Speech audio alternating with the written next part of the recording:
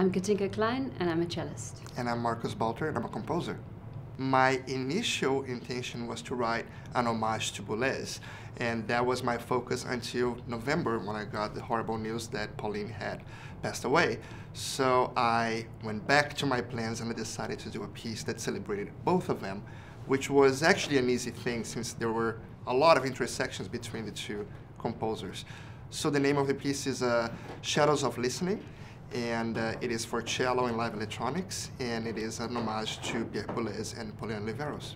There are fingerprints and footprints of both of them all over the score, but really what I wanted to create was really the synthesis of Boulez and Oliveros, the idea of music making as a ritual, the energy, the dramaticity of the act of performing, the spiritual qualities of their works, the queerness in the sensibility, which of course is very dear to me. So I really tried to create this baby between these two giants, and I hope that I've done both of them justice.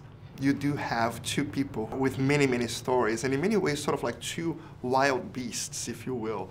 And one thing that surprised me was how sweet and how generous they were towards young composers especially. I never had a chance to show my music to Pauline, but I got a chance to talk about music with her and see her making music, which was more than a lesson in many ways. And with Boulez, I did get to talk about my own music and talk about music with him, and both of them were incredibly generous spirits, very giving, especially towards the musicians, of tomorrow.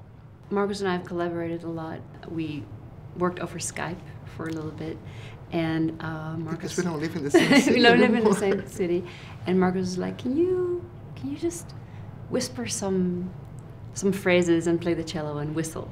The night before Marcus sent me the score, I saw a concert by Mockrap, a great contemporary music ensemble in Chicago that was very theatrical. And the whole night I was thinking, I want to do something like that. And then Marcus sends me the score. This is maybe proof of our ESP.